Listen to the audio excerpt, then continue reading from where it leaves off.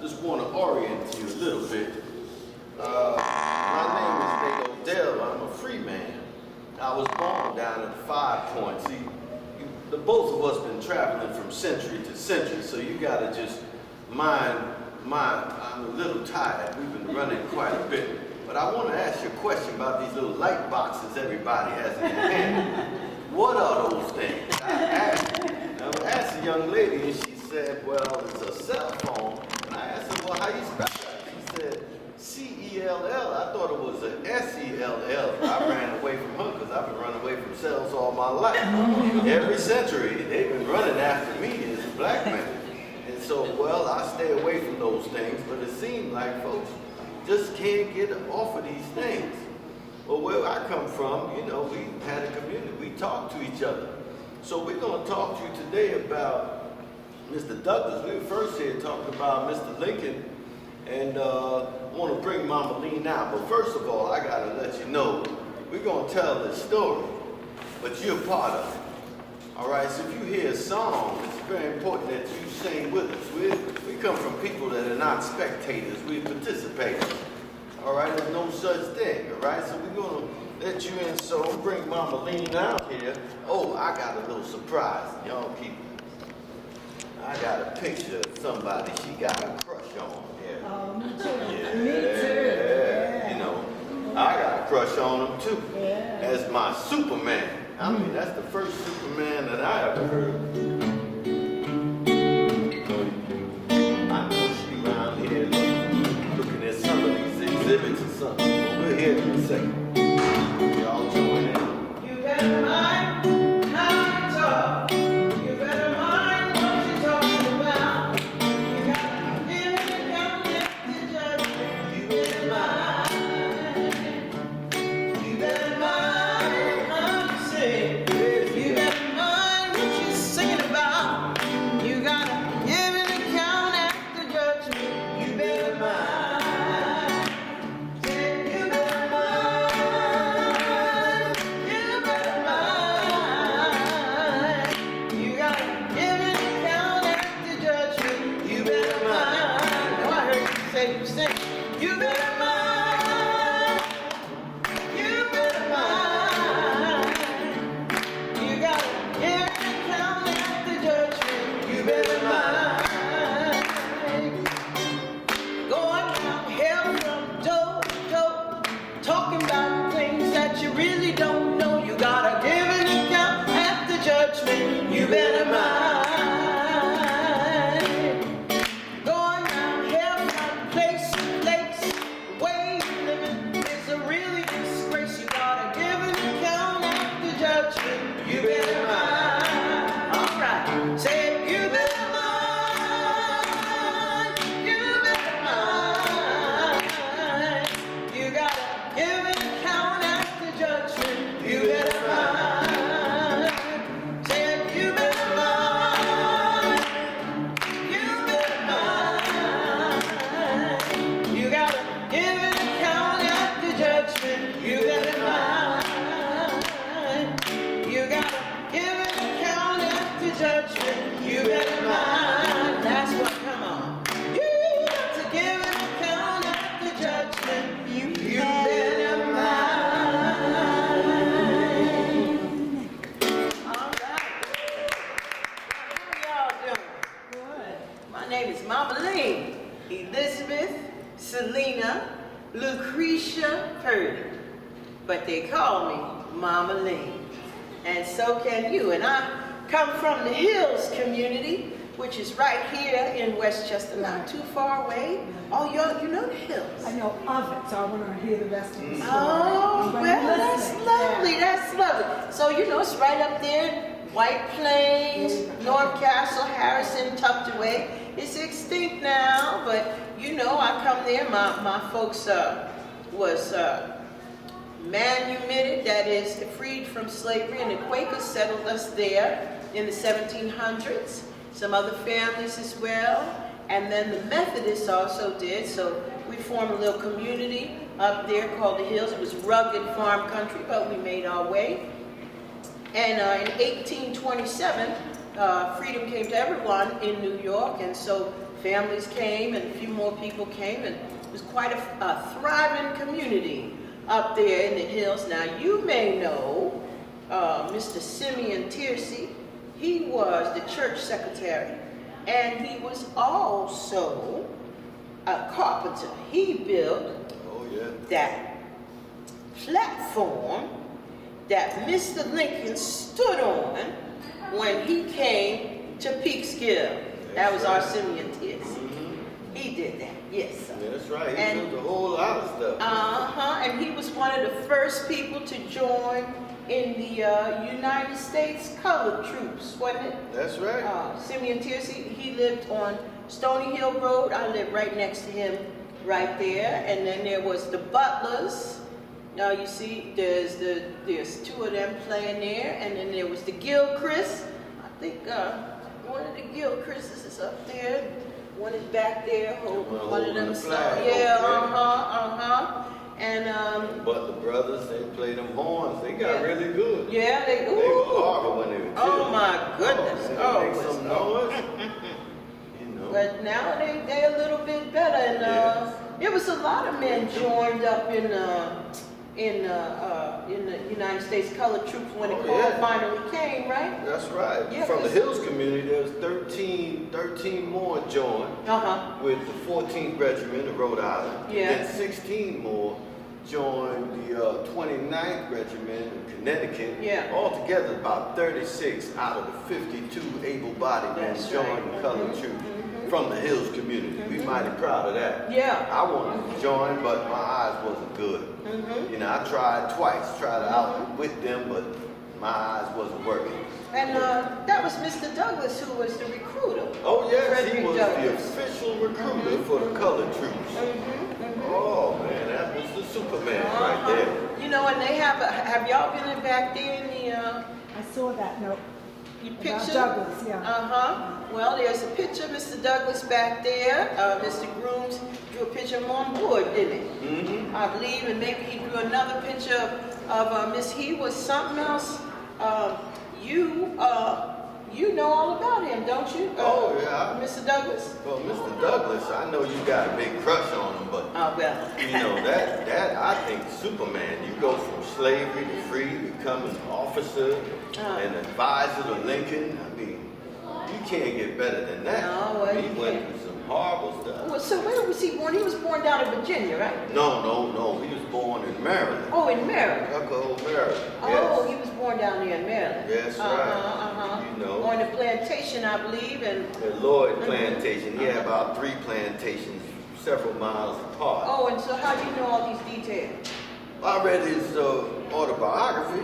Which autobiography? Where you read it at?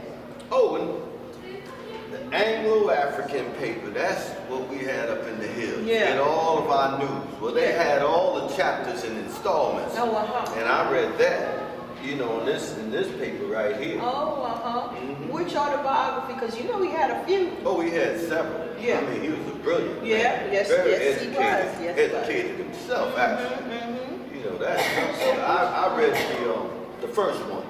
The first one. Narrative of the Life of Frederick Douglass, an American slave, written by himself. Himself.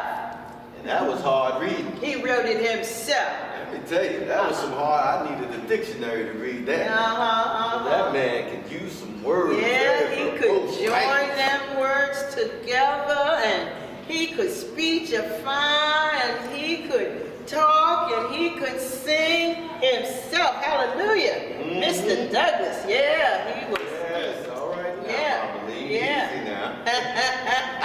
Mr. Douglass. I know how you feel about Mr. No, I just Douglass. liked how he preached, that's all. Oh, yeah. He preached good, yeah. He could preach, he could talk. Yeah, so he was born on a plantation down in Maryland, you said? That's right. That's And, you know, I believe there was some about how they separated him early from his mother. Oh, yeah. Yeah, and put him, he was on one plantation, they separated him early, put him on another plantation. So he didn't know her except for a few evenings when she would, after a full day of working, she would come lay down with him at night and be gone before morning so she wouldn't get a whipping because she needed to be at her place first thing in the morning. Can you imagine that? No. Never knew his mother in the Yeah. daytime. Never seen her in Yeah. the daytime. Just at night, cuddling, talking, wake up in the morning, she's gone. Yeah. And then she died. He never really met her. Yeah. But he was raised by his grandmother there on the plantation. Yeah. You imagine what the mother had to go through, getting through the forest, get over there just to see her son. I can't. Can you imagine? He went through some stuff. And all the whippings he said Oh. he saw when he was even a little child on the plantation, made me wonder, like, they called us brutes, but what do you think was happening to them when they was doing all that whipping and stuff? That lords and ladies up the plantation, that's mighty flawed. That's a mighty flawed picture. Get me here. Yeah. The way you're living is a really disgrace. You got to give an account, not the judgment. You better mind. You better mind. But anyway, Mr. Douglas. So now they sent him as a child to Baltimore, right? Yes. Yeah, he left the plantation and went to Baltimore. That was his first real, real sense of some cruelty that he witnessed. Oh, in Baltimore? Yeah, because on the plantation, he was a child running around. He was in charge of his son and all of that. Mother was over there, raised by his grandmother, but he got transferred over to that other plantation where his aunt was. That's the first time he saw her get whooped. Oh, he saw his aunt get whooped. Blood running down. He was only about 7 years old. Then he went to Baltimore. Oh, and then he went to Baltimore. That's when he started learning how to read. Who taught him how to read? This woman, Sophia, that was the mistress, not girlfriend or anything. The mistress is was the only wife about too. 8 or 9, so Yeah, but no mistress. Some we go through these centuries, we say mistress, think it's something else. Mistress is the slave master's wife. Yeah. She had trouble reading the Bible. She was a very sweet lady. Yeah. She teach all the kids how Didn't to know read. nothing about slavery. Not really. She Not wasn't when she first got about the business, but her husband got hold of her when he saw teaching him how to read. How to read, yeah. She let him know that you teach them how to read, they're going to want to escape and use that education to really get their freedom. Yeah. And they're going to start getting really hard to handle. So that woman became the worst thing ever after that. Isn't that something? Every time she saw him Just take it snatching hard. yeah, he trying to read something or got a paper in his hand, she'd snatch it away and give him a whipping. Lord have And mercy. yeah, that was his first recollection of people just changing like that. Yeah. But he got to understand the importance of learning how to read, right? But that's where they set in. So that's when he made friends with the little white boys in the neighborhood. Oh, yeah. So that they would teach him how to read, That's right? right. How do you get them to do it? Well, he'd trick him, let me see your homework, so on and forth, back and forth. And he would challenge them, to read. And they were kids, kids are innocent, so they enjoyed it. They actually asked him.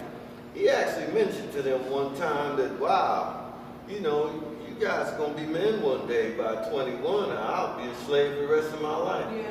They used to give him a little hope and all that, but he never understood that. Yeah. But he also learned how to write. Yes, I remember that. He, with the ship's carpenter who would mark the timber where it was going to go on the ship, he learned his first 4 letters. S for starboard. Starboard. L for larboard. Right. What is larboard? I have no idea. That's some ship stuff. Oh, right? anyway. Starboard. F for forward. Forward. And A for aft. And he practiced them letters, and then he would go challenge the young white boys and say he could write better than them, and they're like, nah. Yeah, writing no, on you the can't. boards and on the counter. Yeah. Challenged him that he could write. And then I believe when his mistress, every Monday she had some kind of meeting. Yeah, she would go to this meeting, and little son he'd come bring his homework, he'd go copy all the homework down and keep it for himself. And that's how he was really learning himself to read. Right, and then there was this reader called a Columbian orator. That's where he learned them freedom and yeah, he got a hold of that book, the Columbian orator. Yeah. It was a grammar book with some speeches on Slavery and masters. freedom, yeah. And he would practice Yeah. and memorize some of those speeches. As a young man. Yeah. About 10, 11, 12, about 12, yeah. About 12 years old at that time. And these are big time speeches. Yeah. And then after that, I think they sent him, they had to do what they call a valuation, because one of the masters passed away. And so then he went back on the plantation, and he had a Sunday school, and he was teaching people to read. That's right. And his particular master didn't mind, but the other masters, because they was coming from all the plantations around, they minded. And next thing you know, they beat him up. Beat him up. They came in and beat him all down. Yeah. That's when they sent him to that old Cubby. Cubby. Oh. Yes, I heard about him. Now, he was a very, very bad man. Oh, right? I wanna give you this just so you can take a look at that for you. Oh, my. How you feel about some Very fine. I'm going to let y'all see. Please. 45. Gorgeous. Fine. Guapo. Mr. Frederick Douglass. And you know, as a very Himself. brilliant child growing up, just 12 years old, Yeah. you know, he had a thing about photographs. He was photographed a lot. He had a real issue. He saw one picture of himself smiling and vowed to himself never to smile for a photograph again. Oh, isn't that something? Because ain't nothing to smile about in those conditions. Until we are free, you'll never smile. You'll never see a picture unless it's a drawing. And you know they had little happy drawings of happy slaves. But that was one of his protests. Yeah, but what happened to him at Cubby? I can't even speak it. Cubby's a bad man, but he was a religious man, right? He was very religious. He'd pray every morning, have long prayers at night, have him sing. He could sing too. But he was here, Douglass. but Mr. Cubby, yes, of course. Frederick Bailey, I should say. That was his name, And Frederick Bailey. Yeah, and Mr. Cubby, he was a slave breaker. A slave breaker. He had a reputation. That's right. They As sent him the over to premier Cubby. slave breaker. Can you imagine having that kind of reputation? Wicked. This man. I'm the premier slave breaker. And the slaves used to call him the snake. The snake. Because he would crawl on the ground. He would do things like get on his horse, say I'm going into town, and then go back around the woods, park his horse, and then come on, crawl up and watch what they doing. Right? Because he'll find every way to break those slaves in. And you know, the first 6 months that Douglass was with him, it pretty much broke him. Yeah. He stopped thinking about reading, writing, stopped thinking about freedom. Yeah. He used to have hope, and it used to be like the tide going in and out. Yeah. Fear, hope, fear, hope. Yeah. And after, And then what happened? Well, he would get whooped every week. Can you imagine that? Yeah, man, every week. And you watch Covey like whip people in the morning, go to breakfast, do some other things, come back whip them again on the same scars. That's how wicked this man was. Oh my goodness. You got to read And praying every morning and every night. Yes, but Covey, that's the one. That's after about 6, 7 months, he decided he was done with that. Because there was a moment, I don't know about this, Mama Lean, but he was working in wheat fields, working on one of the fans and stuff. Yeah. And he had sunstroke. Covey would have them working in the rain, the cold, sun, whatever. It was really hot. He passed out. And the fan stopped. Covey heard the fan stop, ran out there to find out what was going on. Yeah. They all told him that he's sick.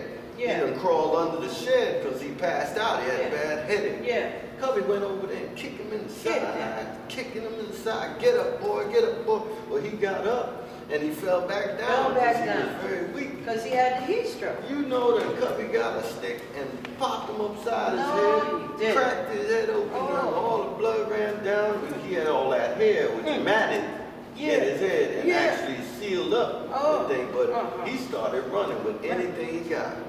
He took off and made his way over to the other plantation where Yeah. he used to be. The Where he woman that used used to teach him how to read. Uh-huh. But they was the ones who originally sent him to Covey, right? That's right. They won't send him there as a slave breaker. Well, they felt for him, but they told him he had to go back. Had to go back. She patched him up and everything, but the slave master said, all right, but you're going to have to go back. And so he made his way back, and he saw Covey there at the gate with one of what they use cow skin, waiting for him. Well, he decided to turn around and run. But he started coming after him, but they work in the fields. They know how to navigate that. Yeah. So Douglass, Fred Bailey at the time, running through the cornfields, found himself some spots, stayed there for hours and hours until he gave up. Covey went back in frustrated. Well, he saw a friend of his, Sandy Jenkins. Who he? Sandy Jenkins is a fellow slave. Who saw Sandy? Fred. Oh, Frederick saw Sandy. He saw, He saw Sandy and he called after him, and Yeah. Sandy was going to see his wife, which was a free woman. who was free, right? A lot But of slave Sandy, and free. was He missed. used to hook up a lot, and no problem with that. Yeah. He was going over to the house, so he Yeah. brought him with him, Yeah. about 4 miles over. Yeah. And they had dinner. He told them all about what's going on with Covey. Well, Sandy said, well, you're going to have to go back. He told him to go back to. That's right. This was on a Saturday night. Have mercy. And he went, well, he said, well, when you go back, he told them where there was some roots, a certain part of the forest, and he showed him. See, Sandy deal with all them roots. He said, you take this root, right? Put it in your right side. Your right side. That's right. Ain't no white man gonna beat you Ever if you have again, this root. right? With that root, what root was it? I don't know what the root was. That would be nice he to know said what that the root root was. was. Frederick wasn't into all of that. He's a Yeah. God-fearing man. He didn't want to play with that, but he said, I gotta believe in something. Yeah. So he went and got that root and put it on. And sure enough, he stepped there Sunday morning, and there was Covey yelling at him, telling him to get to work, but he didn't get no whooping. The whole day, he didn't get no whooping. He was thinking, wow, maybe this root is really working. Or maybe it's just a Sabbath day. Covey wasn't going to do nothing Wasn't on going to, Well, sure, Monday morning Monday. came. Told him to get out there, work in the stalls with the horses. Yeah. And here come Covey, opened up the stall and with that whip and wrapped around his legs. Oh my. Was trying to take advantage Yeah, of him. yeah. And you can interpret that any way you want. Yeah. And well, that day was his last whooping by Covey. He was not having it. Well, he grabbed Covey and started choking him, and they fought for 2 hours. 2 hours! They couldn't fight no more.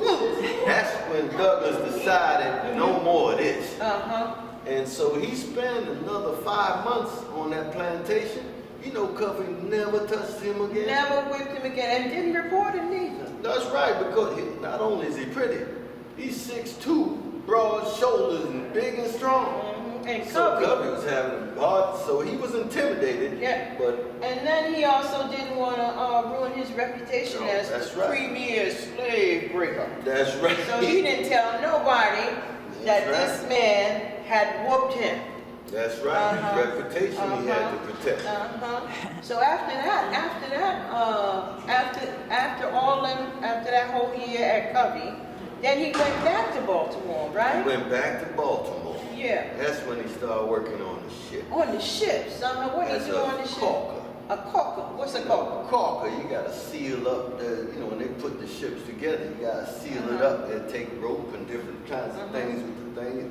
Oh, and seal it up. Right? Yeah. They just seal it. Well, they had some sea shanties that they used to sing while they was Oh yeah. sealing. Work song, work sea song, shanty, sea that shanty. kind of helped the, the work go a Here's little one easier. named Shallow Brown. You know that one? Oh, Shallow Brown. Yeah, well, I'm going away to leave you. Oh, Shallow Brown. Yes, I'm going away to leave you. Oh, Shallow Brown. As I signed on for a whaler.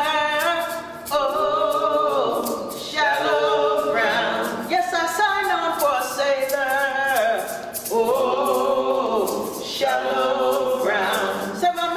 wanna sell me. Oh, Shallow Brown. Sell me to a Yankee. Oh, Shallow Brown. Say you sell me for $1. Oh, Shallow Brown. A big fat Spanish dollar. Oh, Shallow Brown. Well, I'm going away to leave you. Oh, Shallow Brown. But I never will deceive you. Oh, Shallow Brown. Fare you well, my Juliana. Oh, Shallow Brown. Fare you well, my Juliana. Oh, Shallow Brown. Yeah, so he knew a lot about ships and sailing, Oh, right? yeah. That Uh-huh. was a turning point for him, too. Yes, he was. Then you talk about how he'd hear the wails and cries of slaves on the ships going down south, but he also noticed that the Philadelphia steamship Yeah. would be going north. North. That's when he came up with a plan. See, he was seeing a young lady by the name of Anna Murray. She was free, right? Free woman. Yeah. Free woman, had her own money. Uh-huh. And so what she did, she sold her bed and got some money and gave it to him to Yeah. buy his freedom, because he already made up his mind Yeah. that freedom was his destination. That's just right. like education was his destination. Right? Take it for himself. He wasn't a fan of the Underground Railroad, by the way. Yeah. You know, it's interesting. Yeah, he respected it, but that wasn't his calling. Right? He did it himself. So what he did, he got himself a sailor's outfit because he was working with free black men and slaves. And then so he got himself one to fit and wrote his own freedom papers. That's right. That's Because right. he knew how to do all of that. That's forged right, that. that's He right. made himself, got up on that steamship to Wilmington, and then it went from there and took a train and then walked over the border over to Pennsylvania. Free state. And from Pennsylvania made it up to New York. And in New York now, he went to the house of David Ruggles. David Ruggles. David Ruggles. This a man had a boarding house. Yeah. And he Down in the bottom part of Manhattan, yeah, right? over there at 5 Points. Five down Point. there. Down, And what's the name of that street down there where they... Church, Lisbonard. Oh, It's right you know, there. I think a lot of rich people live down there now. Yeah, now. But that was where all the working class was. Yeah, You know, Douglas was amazed at how, you know, folks was working. Yeah. Free people had less than folks in the South with the big plantations and servants. He said, wow, working folks, you know, just work and take care of themselves. He was fascinated. Yeah. But because he was legally a slave, it was kind of dangerous because of the Fugitive Slave Act. They had laws that would just snatch you up and send you right back. to But slavery. before, didn't they send for Miss Murray? Well, that David Ruggles, he sent her a letter that know that he arrived in New York and wanted to come up. So he bought a ticket for her to come on up and married him right there. The Presbyterian Church. Presbyterian, but I thought he was AME, Frederick Douglass. Oh yes, he was a minister for AME. AME, African, Methodist, Episcopal. That's right. But you know, he was a man of the Lord. He didn't mind if it was Presbyterian, Methodist. Well, there you go. Right? And he got married right there. And Ruggles urged him to go to New Bedford, Massachusetts, because there he could get some work on the shipyard being a caulker. And that's where he married him right there in New York. They moved on up to Massachusetts. And well, they had 4 kids. No, I didn't know that. Yeah, they had 4 children. They had 4 children. How about that? And 2 of his sons, he actually recruited. When he was a recruiter for the colored troops, 2 of them, Charles and Lewis, were one of the first recruits. Oh, but yeah, Troops. and that's where he met that that abolition, that white man. The white man, Garrison. Garrison. Who wrote the paper? What was the paper that Garrison The wrote? Liberator. The Liberator. The That's Liberator. Right. That's right. That was like our Anglo-African. Right? The Liberator. Liberator. And you know, Douglas, he cherish that paper. Because can you imagine growing up a slave and to have time to sit down and read a paper?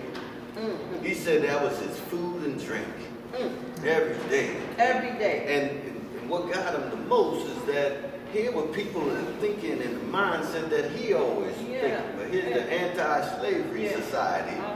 You know, that's what Garrison was part of. And so he became part of that whole, the first time he spoke was when Garrison went to Nantucket. To a convention. And he made his way down there. And Garrison was talking and he saw Douglass out there in the audience and asked him to come up and talk because he knew the life of a slave. So he got up and that was a turning moment for him. Because he never spoke to white folks like this before. So he was going through the process and he was very quiet and trying to get a hold of himself. Eventually he did, because, you know, looking folks in the eye and actually addressing white folks, you know, man, you know that ended up being 2 hours. 2 hours. Full sermon. Everybody's jaw was dropped. Because this man was so brilliant. He's such a powerful orator. Well, it got dangerous for him because he wrote his own autobiography. How old was he when he wrote that? It's 1845, so he must have been like 27, 28 when he wrote first autobiography. And you know, he didn't know when he was born, but people did research and found out it was 1818, but no slave knew their birthday. No more than a horse knows theirs. You know, but he wrote that autobiography, it became a bestseller. Well, he had to get out of town, so the Anti-Slavery Society then gathered up some money and sent him to England to be a speaker over there. And then they bought his freedom for him over there, right? That's right. He went to Scotland, Ireland. He was there for 2 years. And they raised some money and bought his freedom from his slave master. So then he could come came back as a free man and started his own paper, North Star. Right. Which was powerful. And that's when he became a recruiter. He was an advisor to Lincoln. He was an advisor to Mr. Lincoln. And he was very adamant about us being in the war, fighting for our own freedom. Men of color to arms. That's right. I think that was the speech he gave, urging when they finally had the what was that article 143? I can't remember. It was the article when they finally established the United States colored troops. That's right. He became very, very active. And he said, why fight a war with one hand when you have two? One white hand and the black hand is tied. You know, he was brilliant with his metaphors. Just brilliant in that. He was an avenging angel, and he came to help us free our mothers and fathers, our sisters and brothers, our aunts and uncles to freedom. You better mind how you talk. You better mind what you're talking about. You gotta give an account at the judgment. You better mind.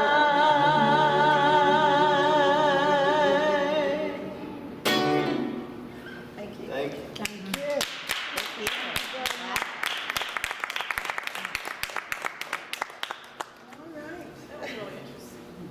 Wow. Any questions? This is Vienna, Carroll, everybody. This Hello. is Can I ask you about that skirt? It's beautiful.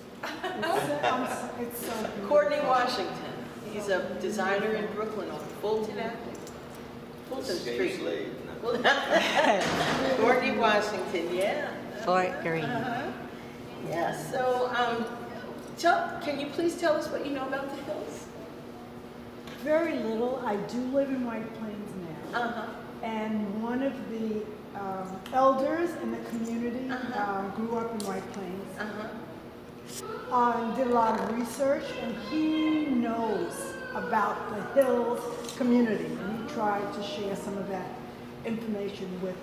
His name is Surya, Baba Surya. Wow. So If he knows we know, about the book. and he did on the streets where we lived about Black history in the White Plains area. So there's some references to the hills in that book. I have a fellow Professor Brown, good friend of mine that grew up in White Plains. He was talking to me about the hills. Said they were actually like, you couldn't see their community because it was like a fortress. Yeah. It was a really stony, Yeah. rocky area. But there's what's the book? Freedom Journey, Journey. and it's a whole history of the hills. And why can I not remember the professor's name? It was her. It's her life work, and they actually have it in the books in the gift store Also, upstairs. take a look at it. Professor, what's her name? It's escaping me right now, and I have the book right there. But I mean, she went into detail at the height of the hills, which was right before the Civil War. It was about 200 people strong, and all of those able-bodied men, and they all went in there, and she was able to follow most of them throughout their Civil War career. And the hills lasted through 1925, and she said that it hasn't become a car park or anything. You can go there and see the foundation. We haven't been there yet, and I haven't met her either, Professor Quinlan. Quinn. Edith Ann Quinn. And the book is in the shop? Yeah, Yes. it's called Take a Freedom look at Journey. And it's a very well researched book. I mean, it was her life's work about that community. So and we have been so blessed to be able to bring that community to life here, presenting the African American perspective of the Civil War. Yeah, along with Mr. Grooms and yeah. You hear the story, we're not in it, but we were. Oh, right up Right, there. another perspective. Right. There's no war that we were not in. Right, that's right. right. That's Mhm. right. That's right. And wars we don't really hear about. Right. You know? Mhm. That's this man was Bailey, then he was Stanley, then he was Johnston, then he was Doug. Douglass. You know, he had to change his name. We wanted to keep Frederick though. Because his only identity, he didn't know who his father was. There was word that was a slave master, Right. but you know, didn't know his mother. You know, so he had to create an identity. Yeah. What did you say the other names were? He was Bailey first, right? And Stanley, Stanley. and Johnson, when he was in New York. Okay. We got to New Bedford, became Douglas. Yeah. The I people think he they was were staying with. reading where the book Lady of the Lake. I don't know. Yeah, Douglas Lady of was the a Lake. name in that book. And the So, folks yeah. who took care of him and his wife, he respected them so much. You know, he was looking for a name that was based on Lady of the Lake, and he Yeah. said, all right, that's good enough, and he stuck with that. Yeah. Frederick Douglass, Yeah. that's how we know him. Yeah. Fascinating. Yeah. And they had 4 kids. They lived together for a long, they were married for a long time. So she passed in 1886 or something. He lived pretty long. He lasted that life. You know, the slave owners before Covey would starve him. You know, and so he became, one of the reasons he was sent there because he was stealing food. And all of them were stealing food. It was one of those slave owners that would starve the slaves, which was not a practice. Usually feed them so they could work, but they only got barely enough. And so they would go and sneak food. One of the things that strikes me is even today, I think there's a misperception that if people are stealing food, it's because they are hungry and Well, because yeah. they need it. And even today, I'm thinking about the French novel, Jean Valjean. He was stealing food so that he could feed his family.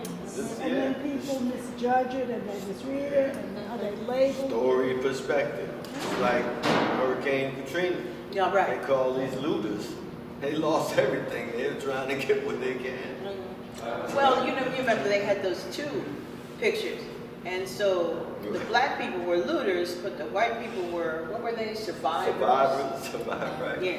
So it's how you tell the story. So this is so apropos that we Yes. have this exhibit here.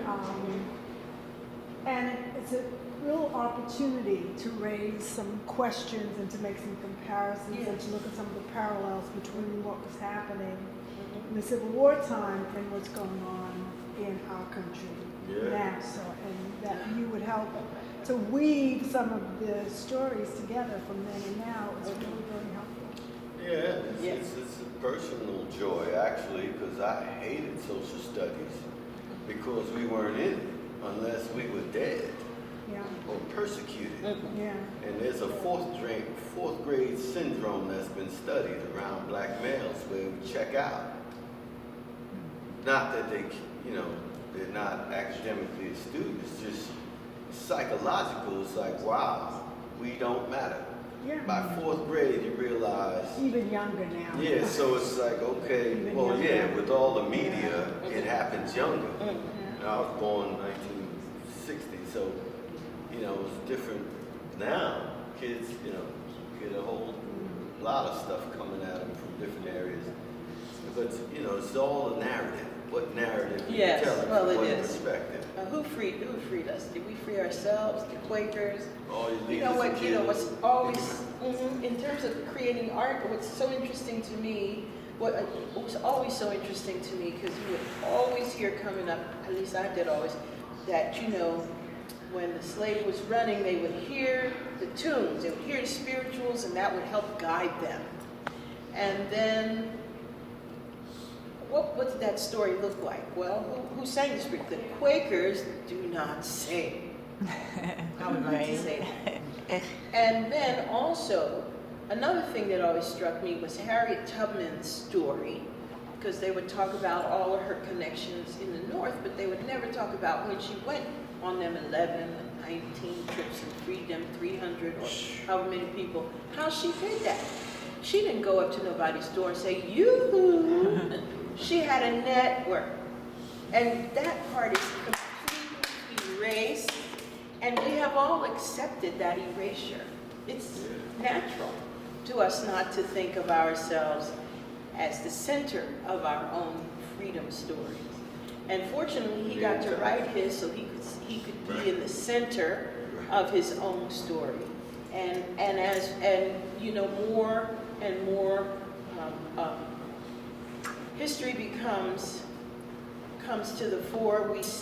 We're putting ourselves in the center of the story. We're telling the story from our perspective, how we freed ourselves. We didn't just sit around and wait. We weren't beat to death and then somebody rescued us. That is not the story. You know what I mean? And I'm so happy to be a part of that, especially here at the Hudson River Museum, where we can talk about the Hills community and they were a free community and how important it was for them and northern black people to join that fight, and it was a holy war for them. That's what it was, and all of the black men in the South who deserted and ran to the northern side so that they could fight, because it was a holy war for them too. So, it's really wonderful to be here and be able to tell that story. Yeah, the intelligence, navigation, strategy. You don't hear it. And he was unapologetic on how he told his story. He put names, dates, everything, and named those people. Denmark, BC, Nathaniel Turner, Gabriel Prosser, even John Brown. John Brown tried to get him on their last revolt, and he said, "No, that's not mine. That's not how he's trying to do it." And they all got lynched. He would not have lived that long had he gone, but he was very, very intelligent. What I find is he just had a great understanding of the human condition, slave and free, constantly analyzing the psychological construct of why people do what they do and what they do, and questioning. Very brilliant. Very brilliant. Do you have a preference of his autobiographies? I think the narrative, you know, because it's raw first. You know, as you get older, I think the further you get away from the story, the more fictionized it gets. You know, romanticized. And so anything that you come in contact with, you get it while it's fresh. You get the source. But they're all good because it goes past that night, 1845. That's just the period of his life. Everything after that is fascinating too. He's older and able to articulate it even clearer. I think the one I know best is of my bondage and my freedom. That's the one that. That's I think is more palatable for us. The first one is rough because you know that's all the brutal. That's talking about being a slave. You know, the others are more reflective and look at where he actually made some real strides. But, I had the fortune of being a model at one point for statues, and I was a statue model for Frederick Douglass. Yeah, that one at 110th Street, you know that circle? Yeah. That 110th Street one at Central Park? They use a person's body, Oh, okay. and then they put the head and all other stuff. And that's why I learned about his issue with photographs. So I did some research and, well, you know, what's that going to look like? And I read, I don't remember what I actually read, but it was there as research, you know, how you hold yourself. And as an actor, you have to do research before you play it out. And I was just fascinated. I never heard that before, that he was the most photographed slaves or Negroes at that time. And Enslaved people. Enslaved. That's right. Enslaved, and he would not smile at any photographs as a protest. I have a question, only because I've studied some photography as well. But back at that time, exposure was so long. Yeah. And they actually had something to hold your head in place. Yeah, you had to stand there. And so they didn't have people smile because it's hard to hold a smile for so Right. long. So when you look at all the other photographs from that era, there's nobody smiling. Right. Oh, But that's- he intentionally, Intentionally, okay. not just a straight face, but a serious face of anger and protest. Just protest. Okay, that That makes was sense. intentional. Okay. You know, you could sit there and be like this, Exactly, Or- that's what most of them are. You do see that. right? Yeah. The fierceness in all of his pictures is on purpose. Now you can see the brows Yeah. kind of scowling. It says, yeah, he didn't take to it well when he saw his first photo where he had a little smile. Yeah, that's major. Mr. Doug. Yeah, critical thinker about every little move. I'm waiting for the movie. Probably won't be done. And He the doesn't people get, in there may do it. he died. Yes, maybe she'll do it. He Yeah. died from a stroke, you know, natural causes. We get the story of being killed, assassinated, correct? But this is, I mean, really a superman. To survive what he survived and live that long, and, you know, outlive his wife and actually marry another one. Thank you so much. Thank Thank you all. you. You've been a wonderful